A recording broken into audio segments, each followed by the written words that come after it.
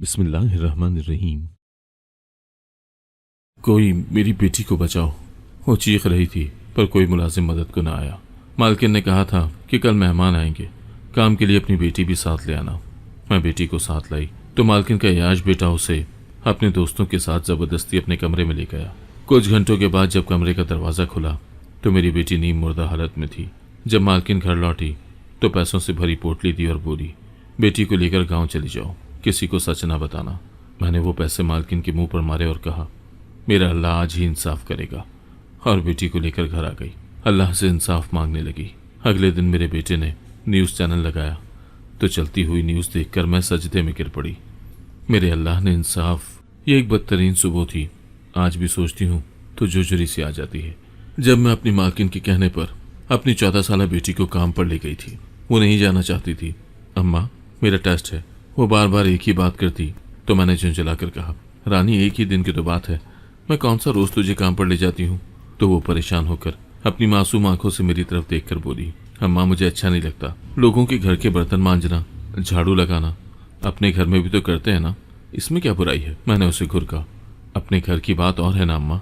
वो निरोठे लहजे में बोली, चल बस कर, गरीब की बेटी के मुंह से अफसाने अच्छे नहीं लगते। उठ तैयार हो जा जल्दी, शाबाश, वरना बाजी बड़ी बातें सुनाती है। मैं फटाफट गर्म चाय हलक से उतार कर बोली तो उसने अपना बस्ता जोर से चारपाई पर फेंका।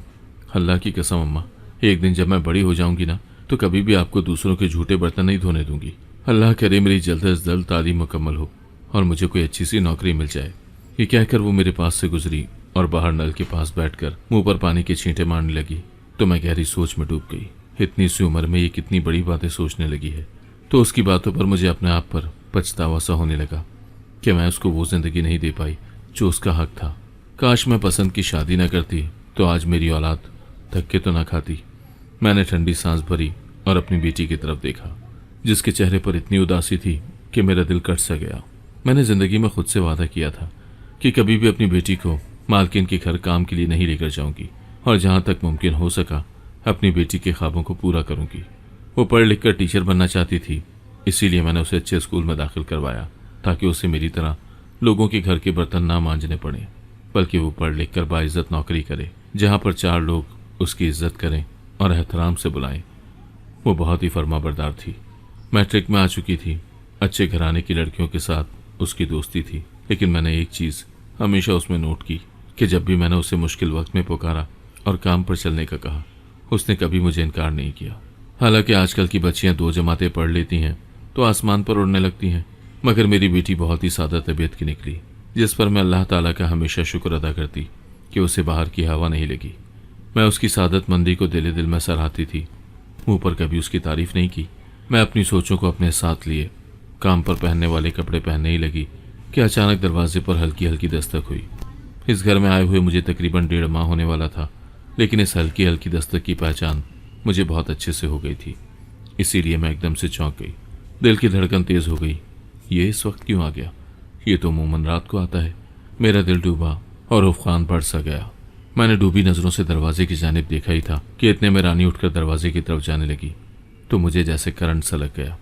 मैंने उसे तेजी से आवाज देकर रोक दिया। मेरी जिंदगी का ये उसूल रहा कि मैंने कभी भी रानी को दरवाजे पर जाने की इजाजत नहीं दी। मैं अगर मर भी रही होती तो खुद ही दरवाजे पर जाती। जब से रानी जवान हो रही थी मेरी रातों की नींद उड़ गई थी। जवान बेटी का बोझ ऐसे ही कंधों पर नहीं आ जाता, इसीलिए मैं बहुत ज्यादा मोहतात हो गई थी और जिंदगी के कुछ उसूल खुद ब खुद ही बनते चले गए थे। मैंने भरे दिल से जाकर दरवाजा खोला तो सामने मालिक मकान अकमल एक कीना परवर मुस्कुराहट लिए खड़ा था, जिसकी आंखों में वो शैतानी चमक थी जो किसी भी औरत को देखने से पैदा हो जाती है। मैंने फौरन नजरें चुराई। उसने अपने दोनों हाथ दरवाजे की चौखट पर रखे और मुझ पर नजरें गाड़ ली। कराया तिरछी निगाह करके वो अजीब अंदाज में बोला तो मैं अंदर तक लरस सी गई।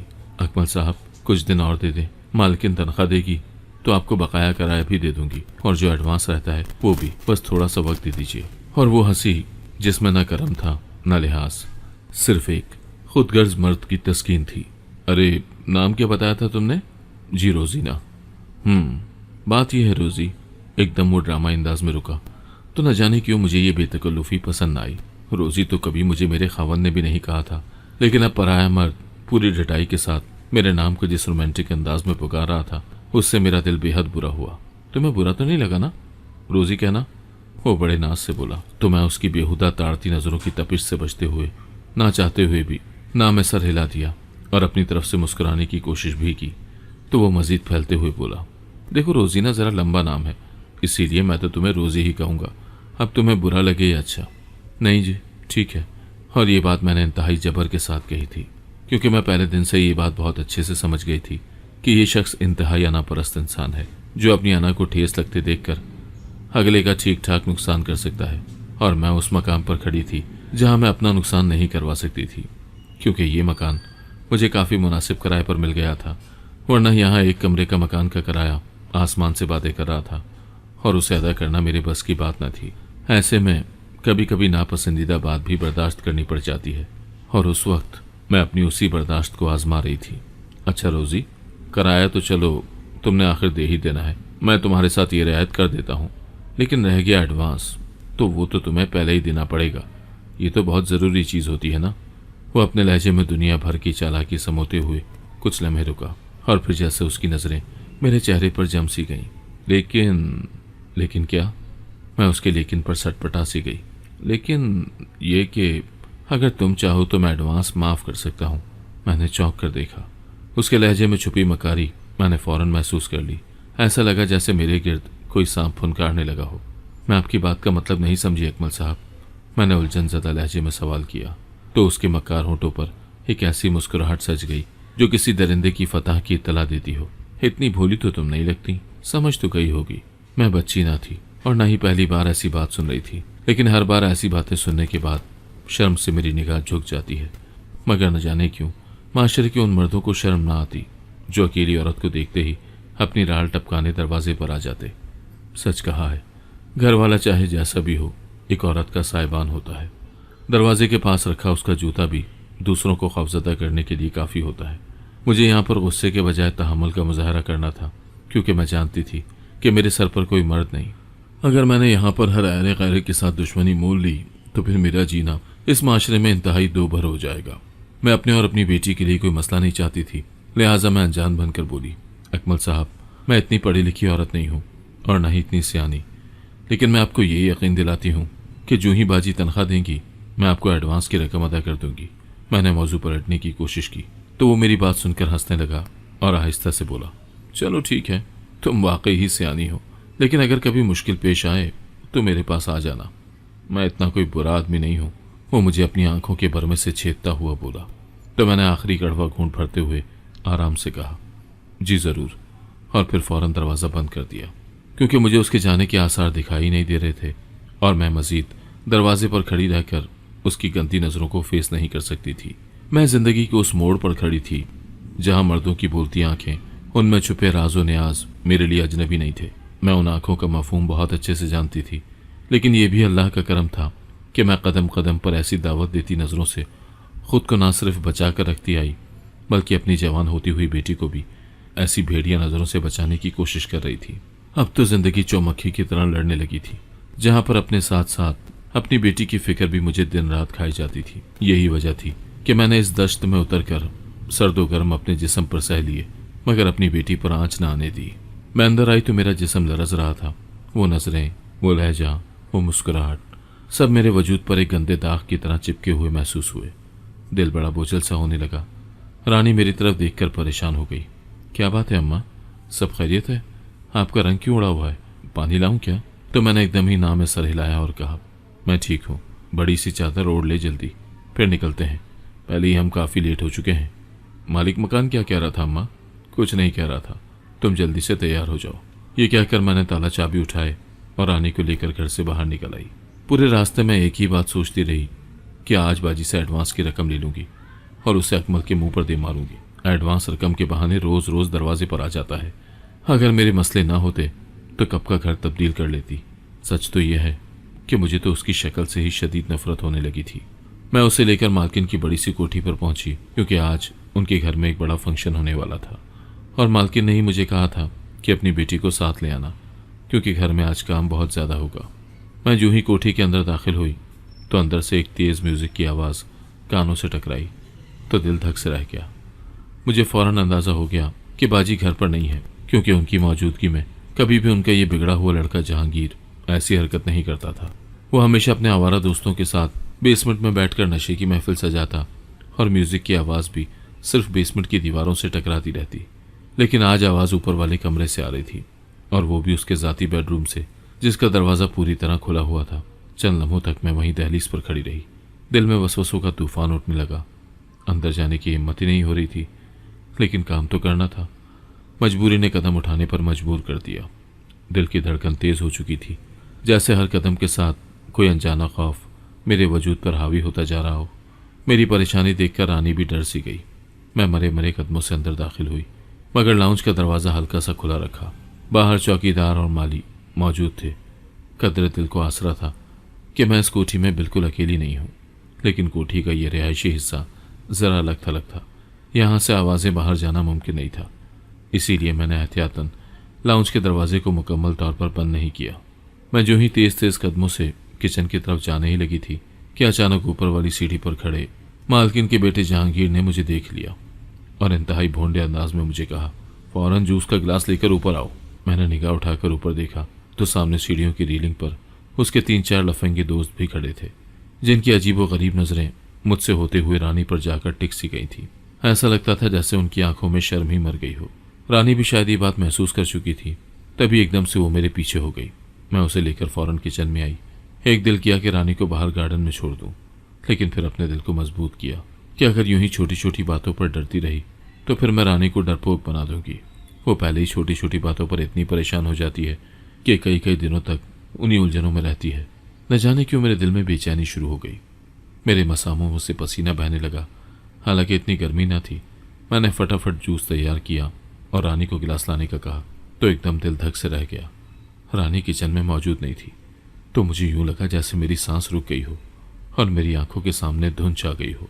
मैंने घबराकर ऊंची आवाज में रानी को पुकारा और भागकर किचन के दरवाजे पर पहुंची तो सामने वो मछलियों की शीशे वाले जार के पास खड़ी थी। हैरत से उनकी हरकतें देख रही थी, जैसे पहली बार उन्हें तैरता हुआ देख रही हो। किचन से ये जगह करीबी थी, इसीलिए ज़्यादा फिक्र की कोई बात नहीं थी। मैंने जल्दी खुद को संभाला और दोबारा से अंदर चली गई। किचन में मौजूद गिलास उठाए और जूस डालने लगी, मगर मेरे हाथ वाज़ेह तौर पर कांप रहे थे, जैसे किसी ने मुझे निचोड़ कर रख दिया हो। मेरे दिल में अजीब सी बेचैनी थी। जहांगीर के कमरे की तरफ कदम बढ़ाने से पहले ही खौफ का साया मेरे गिर्द मंडलाने लगा था। घुटन इतनी महसूस हो रही थी जैसे किसी बंद कमरे में सांस लेने की कोशिश कर रही हूँ। जहांगीर था तो मेरी मालकिन का इकलौता बेटा, लेकिन मेरी नज़र में वो 30 साल का भरपूर मर्द था। लेकिन हरकत ऐसी थी कि जिससे इब्लीस भी शर्मा जाए। उसकी 2 मंगनियाँ और एक शादी नाकाम हो चुकी थी। ये सब कुछ सुनकर मुझे हैरानी नहीं हुई, क्योंकि उसकी फितरत में किसी भंवरे की तरह डाल पर डाल घूमना लिखा था। वो शादी को भी अपनी बदफितरत तबीयत की वजह से नाकाम कर चुका था। बाजी हर आए गए के सामने उसका दिफा करते हुए दूसरों की बेटियों को ही खराब कहती थी, लेकिन मैं सब जानती थी कि वो किरदार का कितना गलीज है। इसीलिए मैंने दिल में सोचा कि बाहर से किसी नौकर को बुलवाकर उसके हाथ जूस भिजवा दूं कि इतने में मुझे हंसी की आवाज़ सुनाई दी। रानी की खनकदार हंसी सुनकर जैसे मेरे कदम ज़मीन में धंस गए। मैं तेज़ी से किचन के दरवाजे पर पहुंची तो जहांगीर को रानी के करीब खड़ा देखकर मेरे पैरों तले से ज़मीन ही निकल गई। उसकी नज़रों की पस्ती और मक्कारी साफ आया थी।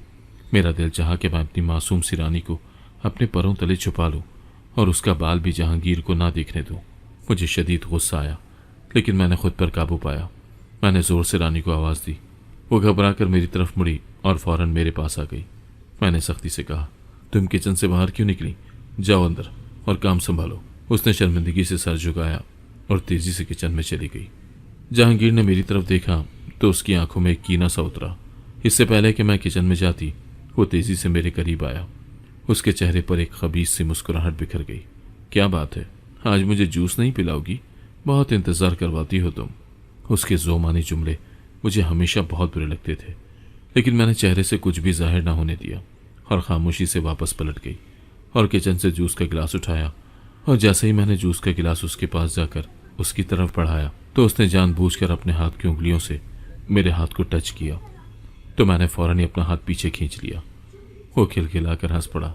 अरे शादीशुदा हो, 2 बच्चों की माँ हो, फिर भी कंवारी लड़कियों की तरह शर्माती हो। तुम्हारी यही अदा तो मुझे लड़ गई है। उसके मुंह से निकले अल्फाज मेरे अंदर जहर की तरह उतरने लगे। मैं पलटने लगी तो उसने मेरा बाजू थाम लिया और जोर से खींचते हुए कहा, अरे रुक जाओ ना, 2 घड़ी मेरे पास भी खड़ी हो जाया करो, खा तो नहीं जाऊंगा तुम्हें। वो भारी लहजे में बोला। मेरी बर्दाश्त की हद खत्म हो चुकी थी। मैंने खुद को उसके चुंगल से छुड़ाते हुए सख्त लहजे में कहा, जहांगीर साहब, अपनी उम्र की लड़कियों के साथ ये सब कीजिए। मैं आपकी वालिदा के बराबर हूँ और आपको ये सब जेब नहीं देता। उसने एक कहका लगाया और मजीद मेरे करीब आकर बोला, वालिदा, तुम मेरी माँ की उम्र की लगती हो। ये तुम्हारा वहम है, मेरा नहीं। और दूसरी बात यह कि तुम मेरी माँ नहीं हो। ये कहकर उसने एक आंख मारी और वाहियात अंदाज में हंसने लगा। मेरी आंखों में बेबसी उतर आई। दिल चाहा कि चीखूं, लेकिन मेरी आवाज़ गले में ही दब गई। मैं हाँफने लगी तो वो मुझे गौर से देखने लगा। ये तुम्हारी बेटी है क्या? मैंने चौंक कर उसकी तरफ देखा। उसकी आंखों में ऐसी हवस थी कि मेरे वजूद से सांस खिंचने लगी। फिर वो मकरू अंदाज में बोला, वैसे सच कहूँ ये तुमसे ज़्यादा हसीन है, इसे भी साथ लाया करो, किचन का काम काज ही सीख लेगी। वो जूस का गिलास होंठों से लगाकर एक और आधा से पीने लगा। उसकी बात सुनकर मेरी रूह कांप गई। मेरी बेटी, मेरा फ़ख्र, मेरा गुरूर, मेरा सब कुछ। वो उसे भी अपनी गलीज नज़रों से देख रहा था। मैंने गहरी सांस ली और जब्त के आखिरी किनारे पर खड़ी हो गई। मेरी मुट्ठी भींच गई और मैंने उसकी तरफ देखा। दिल चाहा कि एक थप्पड़ मारकर उसके दांत तोड़ दूं, लेकिन मैं जानती थी कि वो अकेला नहीं था। उसके पीछे मालकिन खड़ी थी और मैं एक मुलाजमा थी, एक ऐसी औरत जो अपनी बेटी की दवा के लिए भी महीनों महीनों तनख्वाह का इंतजार करती थी। मेरी सांसें तेज तेज चलने लगी तो वो एकदम हंसा। तुम्हारे चेहरे पर यह गुस्सा अच्छा नहीं लगता, रिलैक्स रहा करो, किस बात की टेंशन लेती हो? अगर तुम कहो तो मामा से तुम्हारी तनख्वाह बढ़ाने की बात करूं? उसकी गलीज सांसें मेरे चेहरे से टकराईं तो मैं एकदम पीछे हटी।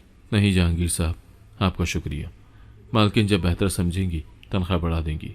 वैसे भी अभी वो मुझे अच्छी तनख्वाही दे रही हैं। अच्छा ठीक है, लेकिन अगर कभी पैसों की ज़रूरत हो तो मुझसे बिला झिझक मांग सकती हो, उसने मेरी तरफ झुक कर कहा।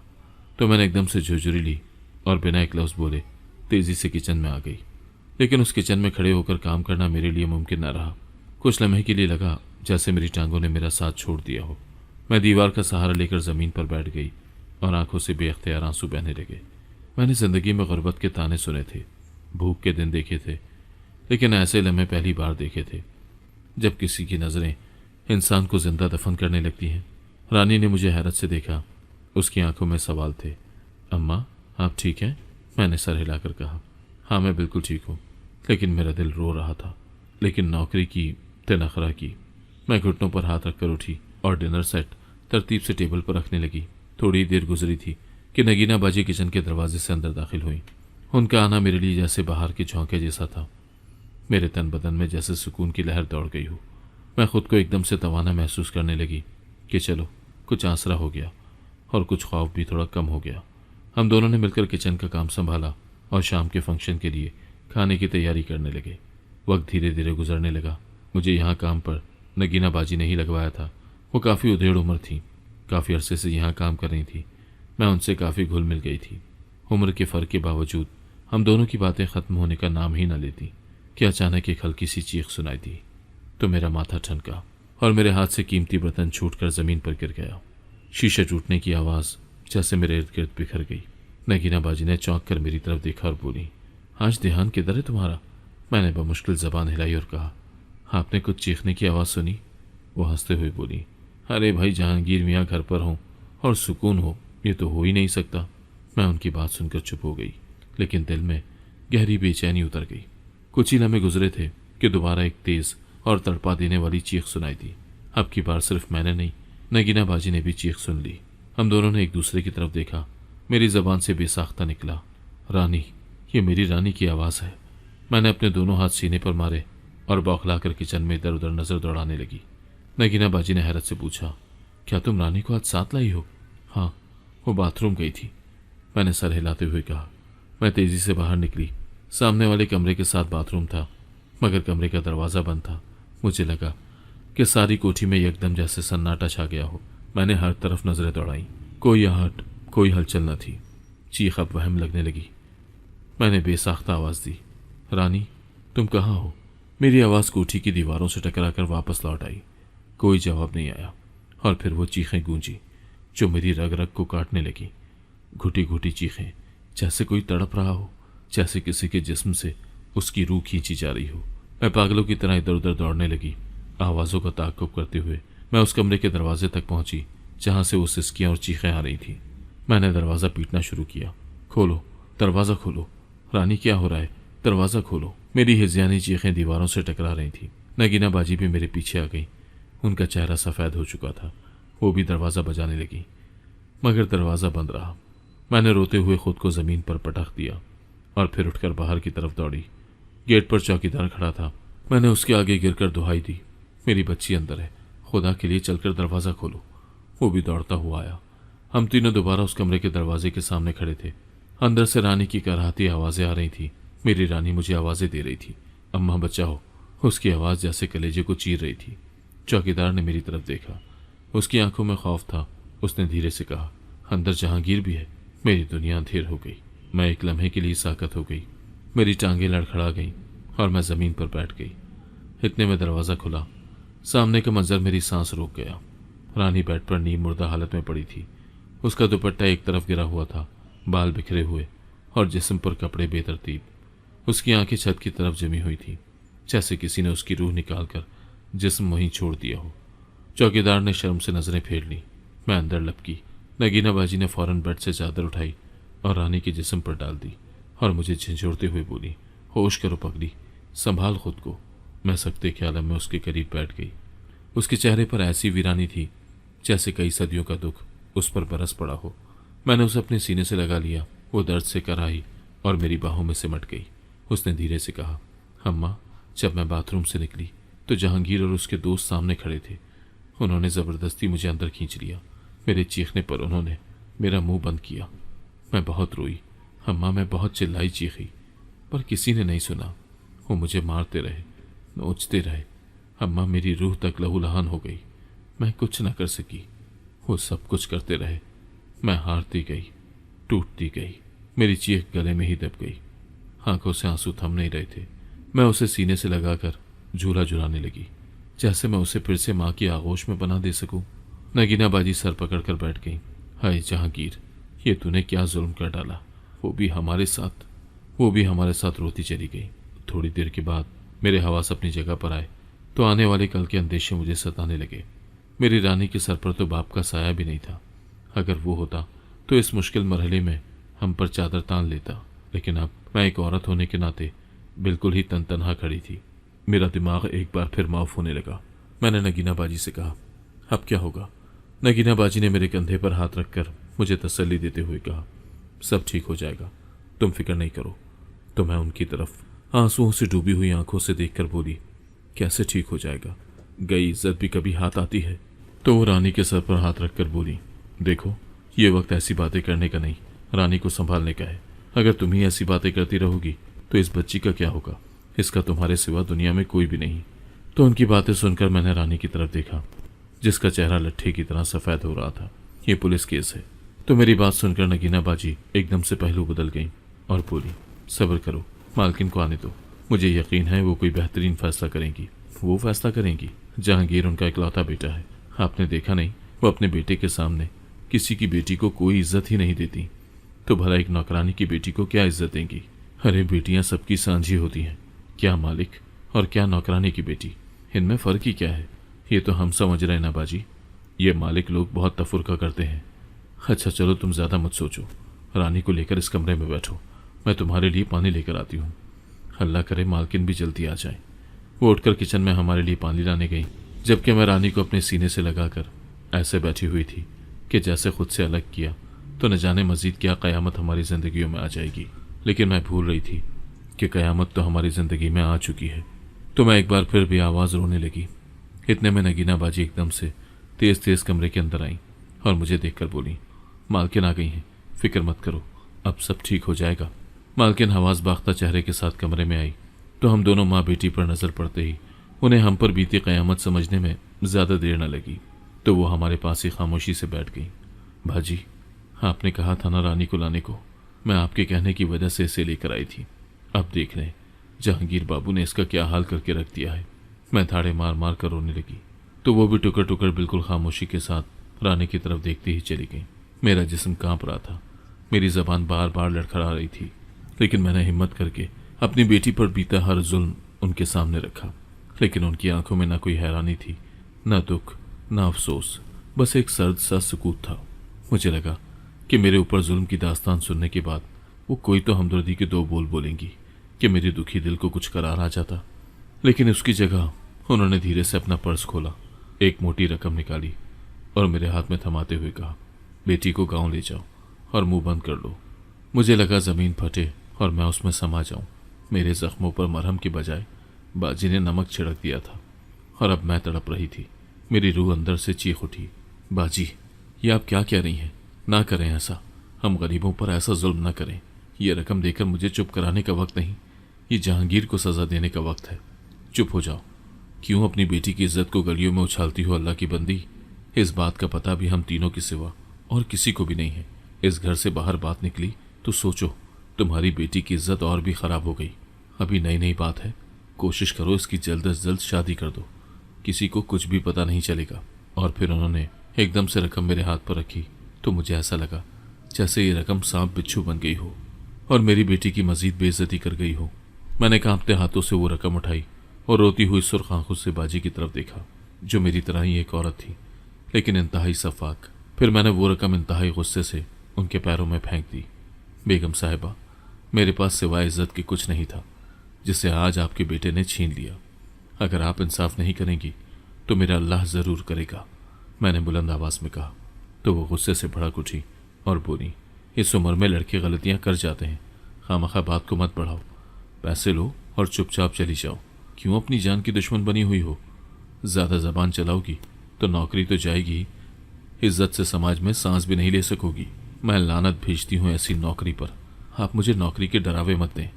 ऐसी जगह पर कौन नौकरी करेगा जहाँ उसकी बेटी की इज्जत बर्बाद हो गई हो और इंसाफ भी ना हो रहा हो? अल्लाह की लाठी बेआवाज़ है बाजी, आप देखिएगा, मेरी बद्दुआएं आपको सुख का सांस नहीं लेने देंगी। वो पैर पटकते हुए मेरे पास से उठकर चली गईं, लेकिन उनकी बातें मेरे अंदर आग लगा गईं। मेरा दिल चाहा कि मैं इतनी ज़ोर से चिल्लाऊं कि इस कोठी की बुनियादें हिल जाएं। मैंने नगीना बाजी और चौकीदार की तरफ देखा और कहा, क्या आप लोग मेरे साथ पुलिस स्टेशन चलोगे गवाही देने के लिए? आप तो गवाह हो, सब कुछ देखा है, सुना है। मगर दोनों ने निगाहें चुरा लीं। नगीना बाजी ने नजरें झुकाकर कहा, मुझे माफ़ कर दो, मैं इस थाने कचहरी के मामलात में नहीं पड़ना चाहती। और चौकीदार ने तो साफ कह दिया, हम गरीब लोग हैं, हम किसी बड़े आदमी के खिलाफ नहीं बोल सकते, हमें माफ़ कर दो। उनकी बातें सुनकर मेरी टांगों से जैसे जान निकल गई हो। मैं अकेली ही रानी को संभाल कर थाने लेकर जाने लगी कि रानी मेरे कदमों में गिर गई। अम्मा, मेरी इज्जत का इश्तिहार और मत लगाओ, मैं पहले ही मर चुकी हूँ। अगर पुलिस के पास गई तो वो मेरी रूह तक को घायल कर देंगे। मैं अपना मामला अल्लाह के सुपुर्द करती हूँ, आप तो कम से कम मुझ पर तरस खाएं। उसकी आंखों में वो खामोश इल्तिजा थी कि मेरा दिल फटने को आ गया। मैंने उसे गले से लगाकर जोर जोर से रोना शुरू कर दिया। मेरी चीखें मेरे कलेजे से निकल रही थी। मैंने रानी को चादर में लपेटा और उसे लेकर कमरे से बाहर निकल आई। चौकीदार एक तरफ खड़ा शर्मिंदगी से जमीन में नजरें गाड़े हुए था। मैंने उसकी तरफ देखा और कहा, अगर तुझे अपनी बेटी की कदर है तो आज के बाद इस घर में कोई बेटी ना आने देना। वो खामोश रहा। मैंने रानी को बाजू से पकड़ा और आसमान की तरफ देखा। मेरी आंखों में आंसू थे और लबों पर एक ही दुआ थी, या रब, मेरी बेटी का सहारा बन जा, हमारा साथ देने वाला कोई नहीं है, तू इंसाफ कर, तू इंसाफ कर मेरे अल्लाह।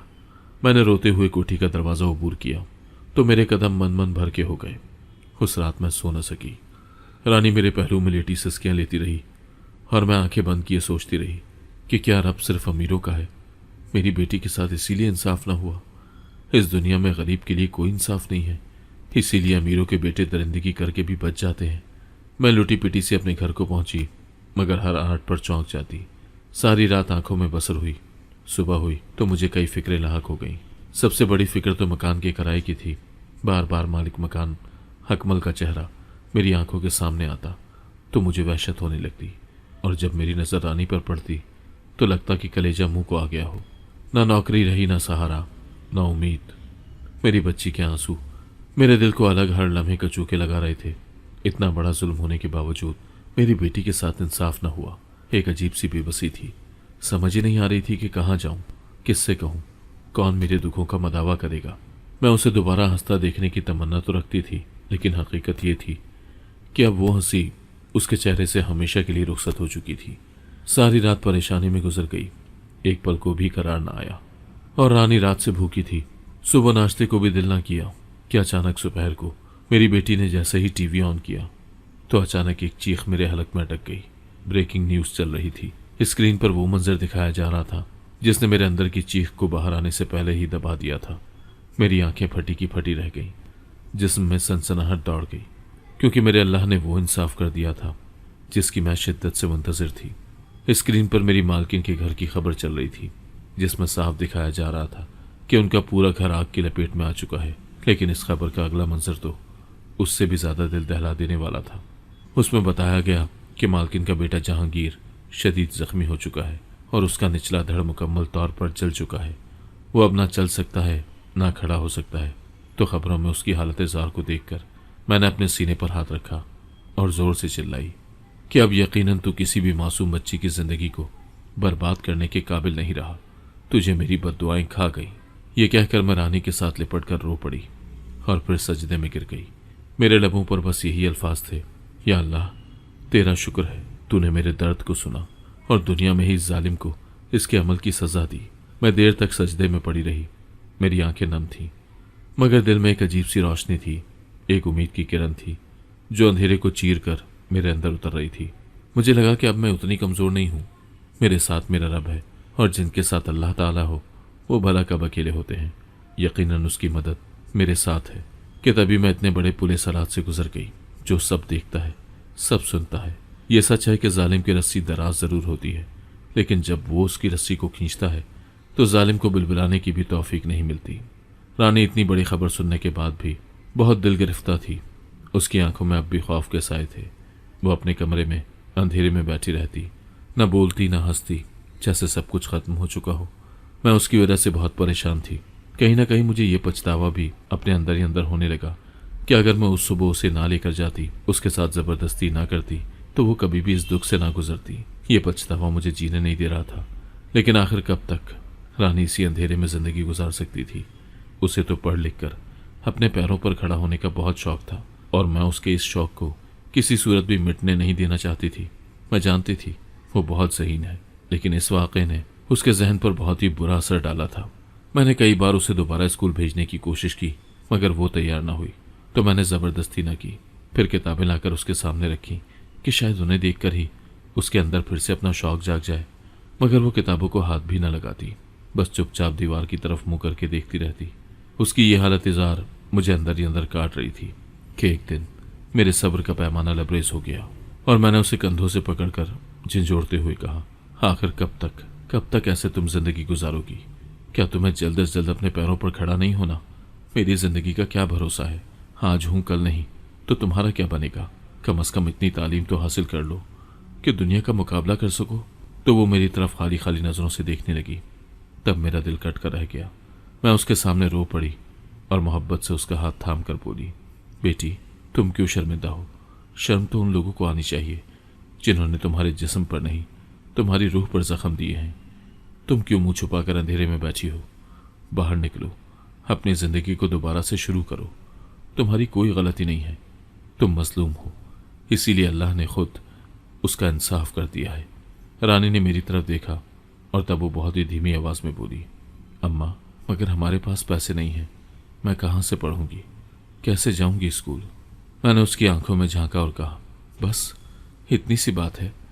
अरे पगली, तू क्यों परेशान होती है? वो अल्लाह है ना, मुझे उस पर पूरा भरोसा है, वो ज़रूर हमारी मदद करेगा। इस मामले में भी वो मुझे तन्हा नहीं छोड़ेगा। बस तुम जहनी तौर पर स्कूल जाने के लिए खुद को तैयार तो करो। मेरी बात सुनकर उसकी आंखों में एक चमक सी उभरी। उस चमक को देखकर मेरा दिल खुशी से जोर जोर से धड़कने लगा, क्योंकि एक अरसे के बाद उसकी आंखों में मैंने ये चमक देखी थी, वरना तो उसकी आंखों में वीरानी ने डेरे डाल रखे थे। उसका दोबारा से पढ़ाई की तरफ राग़िब होना मुझे बेतहाशा हिम्मत दिला गया। मैंने दिल में ये ठान ली थी कि अब मैं किसी के घर काम करने नहीं जाऊंगी, न किसी के सामने हाथ फैलाऊंगी।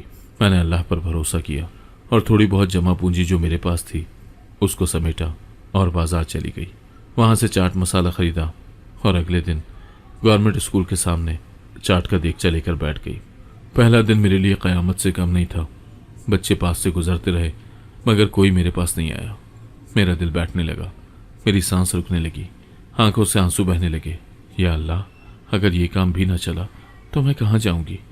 कराया कैसे दूंगी? और अकमल की वो हवसनाक नजरें मेरी रूह तक को डरा गई। मैंने अंदर ही अंदर अल्लाह को आवाज़ दी, या रब, अब तू ही सहारा है, तू ही रिस्क देने वाला है। मैं तेरे दर पर बैठी हूँ, रिस्क के हलाल कमाने के लिए बाहर निकली हूँ। मेरा कोई भी नहीं है, तू मुझे इस मुश्किल वक्त से निकाल दे, मुझे हलाल रिस्क अता कर दे और हराम की तरफ जाने वाले तमाम रास्ते बंद कर दे। मैंने एक यकीन के साथ अपने अल्लाह को आंखें बंद करके पुकारा ही था कि मुझे एक बच्चे की आवाज़ सुनाई दी, आंटी ये चाट कितने में देंगी? तो मैंने झटपट आंखें खोली और कांपती आवाज़ में उसे कीमत बताई तो वो हंसकर बोला, 2 प्लेट दे दो। मैंने मुस्कुराते हुए नम आंखों से उसकी तरफ देखा और प्लेट बनाकर उसके हाथ में थमा दी। इतने में मजीद चंद बच्चे और मेरे करीब आ गए। फिर तो जैसे कारवां चल निकला। बच्चों का हजूम मेरे आसपास जमा होने लगा। आधे घंटे में चाट का देगचा खाली हो चुका था। मैंने दिल थाम कर पैसे गिने तो मुझे यकीन नहीं आया। ये मामूली रकम नहीं थी, ये अल्लाह की तरफ से मेरी मेहनत का पहला इनाम था। मैंने आंसू भरी आंखों से आसमान की तरफ देखा और दिल ही दिल में कहा, या अल्लाह, तूने मुझ बेसहारा की लाज रख ली। मैं अगले दिन मजीद हौसले के साथ वहां जाकर बैठ गई और 1 हफ्ते के अंदर अंदर उतना कमा लिया कि अकमल का एडवांस वापस कर दिया। साथ ही साथ नए मकान की तलाश भी शुरू कर दी कि एक दिन मुझे गवर्नमेंट स्कूल की चौकीदार ने कहा कि आपको अंदर प्रिंसिपल साहिबा बुला रही हैं। तो मैं फौरन उठकर अंदर गई तो प्रिंसिपल साहिबा ने मुझे कहा कि तुम्हारे चाट की बहुत ही धूम सुनी है, तुम बजाय चाट बाहर बेचने के हमारे स्कूल के अंदर क्यों नहीं बेचती?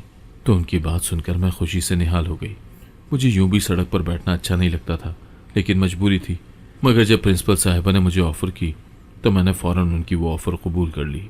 इसके साथ ही उन्होंने स्कूल के अंदर मुझे एक छोटा सा कमरा भी रहने के लिए दे दिया, जिसका कोई किराया नहीं लिया गया। मेरे लिए ये सब किसी मुआवजे से कम न था। जैसे मेरे अल्लाह ने मेरे लिए आसानियाँ पैदा कर दी हों, जैसे वो हर कदम पर मेरे साथ खड़ा हो। उसी स्कूल में मैंने रानी का भी दाखिला करवाया। पहले पहल वो बहुत खामोश थी, बात नहीं करती थी, लेकिन आहिस्ता आहिस्ता वो संभलने लगी और पढ़ाई में दिल लगाने लगी। मेरी खुशी की कोई इंतहा न रही। मैंने अपनी बेटी को टूटते देखा था और अब उसे जुड़ते देख रही थी। ये मेरे लिए वो लम्हे थे जिनके लिए मैंने बरसों दुआएं मांगी थी। रानी ने न सिर्फ तालीम में दिल लगाया, बल्कि पूरे स्कूल में नुमायां पोजीशन हासिल करना शुरू कर दी। और फिर वो दिन आया जब उसने मैट्रिक के इम्तहान में टॉप किया। मैं खुशी से ज़मीन पर सजदा रेज हो गई। मेरे लबों पर बस एक ही जुमला था, या अल्लाह, तेरा शुक्र है। आज मैं उन सब औरतों को यही कहना चाहती हूँ जो अपने दुख को छुपा कर जीती हैं, कि जो जुल्म सहकर खामोश हो जाती हैं और जिन्हें लगता है कि उनका साथ देने वाला कोई भी नहीं है, तो याद रखो, एक हस्ती ज़रूर इस कायनात में है जो ना सिर्फ हमारे दुखों की आवाज़ बनता है, बल्कि जालिम का गिरेबान भी पकड़ता है। उसकी एक जिंदा मिसाल मैं खुद हूँ। अल्लाह तुम्हारा साथ भी देगा अगर नीयत सच्ची हो और दिल में यकीन हो, तो रब अपने बंदे को कभी भी बेसहारा नहीं छोड़ता। मैंने सब कुछ खोया था, आज जो कुछ है वो उससे कहीं ज़्यादा कीमती है। मेरे बच्चे महफूज है, मेरी बेटी दोबारा जीने लगी है और मैं अपनी इज्जत नफ्स के साथ जीते हुए रोटी कमा रही हूँ। अगर आपको आज की कहानी पसंद आई है तो वीडियो को जरूर लाइक कीजिएगा और अपने दोस्तों के साथ भी शेयर कीजिएगा। और हाँ, अगर आपने अभी तक हमारा चैनल सब्सक्राइब नहीं किया तो जरूर सब्सक्राइब करें। मिलते हैं कल एक नई और दिलचस्प कहानी के साथ। अल्लाह हाफिज।